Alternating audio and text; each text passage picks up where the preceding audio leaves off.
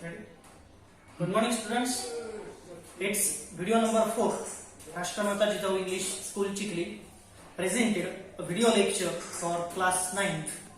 Today we are generally looking for the classification of the plant. We know that previous 3 lectures are depending upon the classification of the plant. Today the video number 4 is also depend on the classification of plant. It's page number 77. It's science 2, classification of the plants. Previous 3 lectures or previous 3 videos, we are generally talking about the cryptogams. It is the method of the classification. In the cryptogams, there is 3 division. First division is called as Halophyta. It is underdeveloped, means it is not developed. It is the ancient plants which are evolved on the earth very firstly. After that, a second division is called as Bryophyta. It is underdeveloped also, but Bryophyta is developed than the Halophyta. Next, division number 3, it is Pteridophyta. Pteridophyta. This division is fully developed division. Fully developed plants are generally included into the Pteridophyta group. Today we are generally talking on the Pteridophyta division. The characteristics of the Pteridophyta are there. 1, 2, 3, 4, 5, 6 and 7 characteristics are there. So step by step we are generally talking on these characteristics. The first characteristics of the Pteridophyta is these plants have well-developed root, stem and leaves. We know about the Halophyta group and Bryophyta group. In the Halophyta, there is no roots, stem, leaves, means they does not have any kind of part. The second division, Bryophyta. In that division, there is no true roots, no true stem, no true leaves. Means it is underdeveloped division.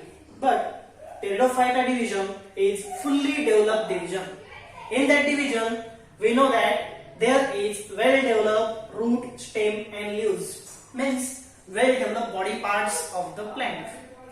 Second characteristics, they also have separate conducting tissue for food and water. In Halophyta and Bryophyta, there is no conducting tissues. But in the Pteridophyta, there is a conducting tissues. Means there is the availability of the xylem and phloem. Xylem and phloem is called as conducting tissues. They conduct water and food. Water conduct from the earth to the various parts of the plant. Also, it is generally transferred to the leaves for the photosynthesis process. And in the photosynthesis process, plant make their own food. And this food should be transported all over the body part of the plant. Means in that division, Pteridophyta, there is a conducting tissue, xylem and phloem. Remember, the xylem and phloem are called as conducting tissues. They do not bear flower and fruit. It is the important characteristics. Means they does not have flowers and fruit. Flowers are reproductive part of the plant. Reproduction is happen with the help of flowers. But in this group, Pteridophyta, there is no flowers and fruit. Means they can reproduce but asexually. They can reproduce asexually.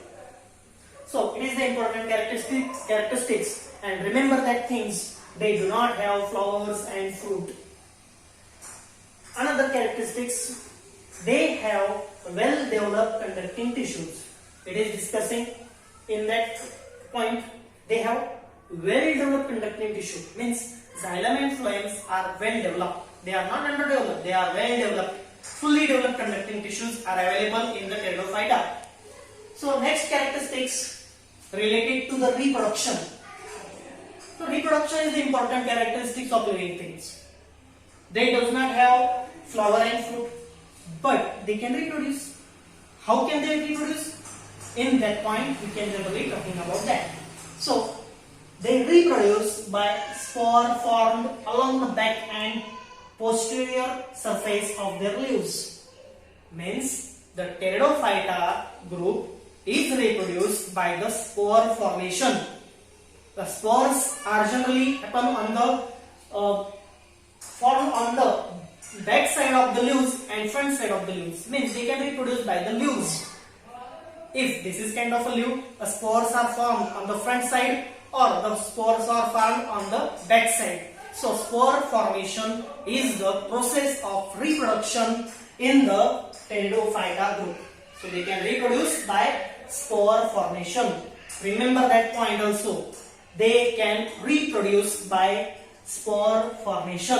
They can reproduce by spore formation in the Pteridophyta group. So it is the important things. Also, one point is remember that this point is they reproduce asexually. So two types of reproduction is happen. First reproduction is called as asexual reproduction and second reproduction is called as sexual reproduction. So what is the difference between them? Asexual reproduction. Asexual reproduction means they have absent male and female gamete. They does not have male and female gametes separate. So it is called as asexual reproduction. So what is sexual reproduction? They have male and female gamete. Male and female gamete are combined together and form the reproduction. It is called as sexual reproduction. So male and female gamete is absent. It is called as asexual reproduction. And male and female gamete is present. It is called as sexual reproduction. So Pteridophyta group plants mainly make asexual reproduction, but some plants, very few plants of the Pteridophyta group is making the sexual reproduction also, but they are limited in quantity.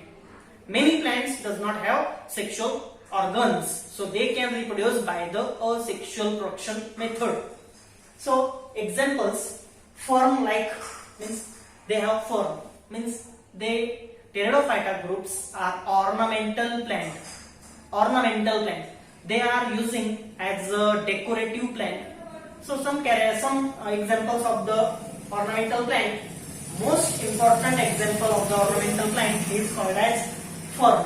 Fern like Mepholepis, Morcilli, Pteris, Adiantum, Aquisetum, Selenginella, Lycopodium, etc. So these are the examples. Remember all these examples. So in this way, very simple classification method of division number 3, Pteridophyta. It is very developed division, but it is related to the Cryptogams. Means Cryptogams means they does not have fully developed organs. So first division Thallophyta, they are not they does not have any organ, no leaves, no stem, no flowers, no fruit. So it is underdeveloped division, or we call them undeveloped division. Undeveloped. It is generally primary stage of the plant. It is primary stage of the plant. Second, the Bryophyta. It is underdeveloped division. Means they can developing the several organs. They have no true root, no true leaves, no true stem, but they are developing their characteristics. They are developing their organs. But the third division, Pteridophyta, it have well developed organ. Also, it have well developed conducting tissue, but it does not bear flower and fruit. So, for sexual reproduction is happening in it, as well as some plants are sexually reproduce also. So in this way, the division of 3, Thallophyta, Bryophyta and Pteridophyta related to Cryptogams. In this way, classification of the plant method number 1, Cryptogams, is finished. In the next lecture, we are generally talking about Phanerogams. So Phanerogams also divided into 2. We can discuss later then. So right now, stop the video and generally you should study hard, because because of the corona crisis the school not open yet, but whenever the school is open we generally discussing about that factors also. But right now these video lectures are important to you, and write all the important notes in your notebook which is provided from the school. Our school also provided the books to the students, workbook to the students and notebook also. So please come to the school and get your books, notebooks and workbooks. And generally whenever our chapter is finished, I am generally giving you the notes also. These notes write down into your notebook and generally fulfill it. So right now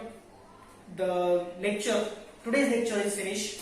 Rashtramatha Jijavu English School generally started this program, the video lectures, and these video lectures are generally spread onto the WhatsApp group as well as YouTube.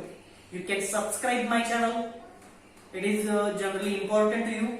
All the video lectures are available on my channel. Subscribe it, like it and share it. Thank you very much.